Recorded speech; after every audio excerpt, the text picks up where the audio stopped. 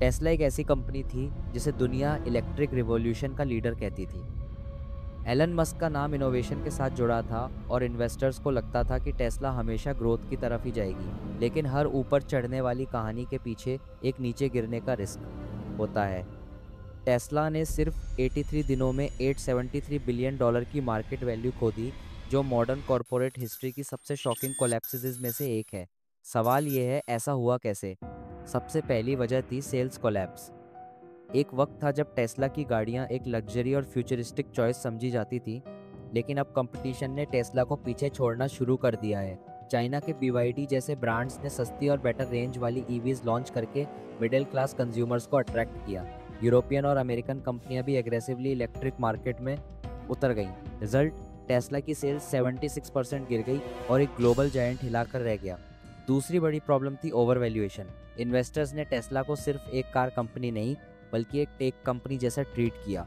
Market cap ऐसे ऊपर चढ़ा दी गई जैसे टेस्ला गूगल या एप्पल जैसा सॉफ्टवेयर एम्पायर हो, लेकिन असल में टेस्ला की मेजॉरिटी इनकम गाड़ी बेचने से ही आती थी। जब सेल्स गिरी तो बबल फट गया। इन्वेस्टर्स को रियलाइज दोनों वर्ड से टेस्ला गूगल होता है कि प्रॉफिट कितना देखना चाहता है, जब का जो भी जाती है ये इन्वेस्टर्स है, और वो इस तरीके से सॉफ्टवेयर एम्पायर हो। जब बबल कितना देखना चाहता है, परान इसका जो भी कंपनी हुआ कि ग्रोथ नंबर्स रियलिटी से मैच नहीं करते और फिर स्टॉक फ्री फॉल में चला गया। एक और फैक्टर था एलन मस्क का डिस्ट्रैक्शन। जब वो ट्विटर अब एक्स खरीदने और उसकी कंट्रोवर्सीज में फंसे हुए थे, तो इन्वेस्टर्स को लगा कि टेस्ला के CEO की फोकस टूट गई है। मस्क की हर कंट्रोवर्शियल ट्वीट टेस्ला के शेयर्स को और नीचे खींचती गई। लोगों को लगा जो बंदा एक ही वक्त में रॉकेट्स, कार्स और सोशल मीडिया संभाल रहा है, शायद एक जगह पर सीरियस नहीं है। ये इन्वेस्टर कॉन्फिडेंस के लिए एक नाइटमेयर बन गया। टेस्ला की प्रोडक्शन और क्वालिटी इश्यूज भी सामने आने लगे। कस्टमर कंप्लेंट्स बढ़ रही थी, ऑटो पायलट के एक्सीडेंट्स, सॉफ्टवेयर बग्स और बिल्ड क्वालिटी पर क्वेश्चंस। जब एक ब्रांड अपने प्रोडक्ट की क्वालिटी को कॉम्प्रोमाइज़ करता है, तो लॉन्ग टर्म डैमेज होता है। मीडिया ने इन प्रॉब्लम्स को हाईलाइट किया और लोगों की परसेप्शन और नेगेटिव बन गई। एक तरफ सेल्स गिरी, दूसरी तरफ ब्रांड रेपुटेशन डैमेज हुई। प्राइस वॉर ने भी टेस्ला को बहुत नुकसान पहुंचाया। मस्क ने डिमांड बढ़ाने के लिए गाड़ियों के प्राइसेस एग्रेसिवली कम किए।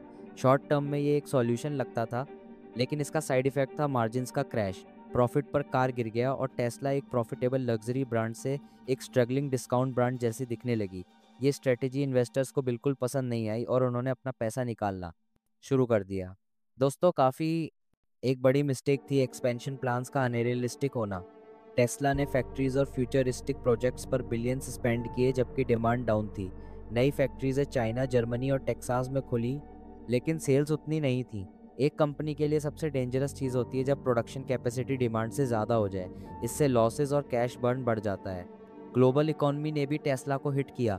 इंटरेस्ट रेट्स बढ़ने से लोन महंगे हो गए और कस्टमर्स ने गाड़ी खरीदना स्लो कर दिया।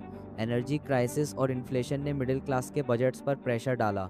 जब कंज्यूमर्स के पास पैसा नहीं होता तो सबसे पहले लग्जरी चीज़ें कट होती हैं, और टेस्ला कार्स उन्हीं में आती हैं। एक और एस्पेक्ट जो इन्वेस्टर्स ने देखा वो था ईवी सब्सिडीज़ का डिक्लाइन।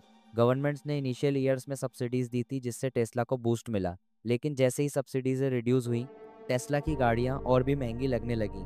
कंपटीटर्स ने लोकल सब्सिडीज़ का फ़ायदा उठाया और टेस्ला को मार्केट शेयर के लिए फाइट करना पड़ा। मीडिया नैरेटिव भी टेस्ला के अगेंस्ट शिफ्ट हो गया। पहले टेस्ला एक future of transport hero brand थी, लेकिन अब हर हेडलाइन लॉसेस, लेऑफ्स और स्टॉक क्रैश की थी।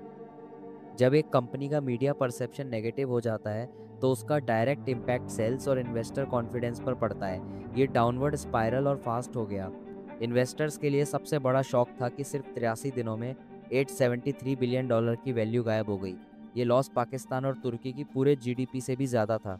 इससे क्लियर सिग्नल गया कि कोई भी कंपनी, चाहे कितनी भी इनोवेटिव हो, अगर फंडामेंटल्स और डिमांड वीक पड़ती है तो मार्केट उसे बख्शेगा नहीं। टेस्ला का केस एक वार्निंग है हर एम्बिशियस कंपनी के लिए। इनोवेशन ज़रूरी है, लेकिन सस्टेनेबिलिटी और फोकस और भी ज़रूरी है। जब ब्रांडिंग और हाइप ग्राउंड रियलिटी से ज़्यादा स्ट्रांग हो जाता है, तो बबल कभी ना कभी बर्स्ट होता ही है। टेस्ला ने दुनिया परेंगली को इलेक्ट्रिक रिवॉल्यूशन दिखाया, लेकिन उसका कोलैप्स ये रिमाइंडर है कि कोई भी एम्पायर हमेशा के लिए अनटचेबल नहीं होता।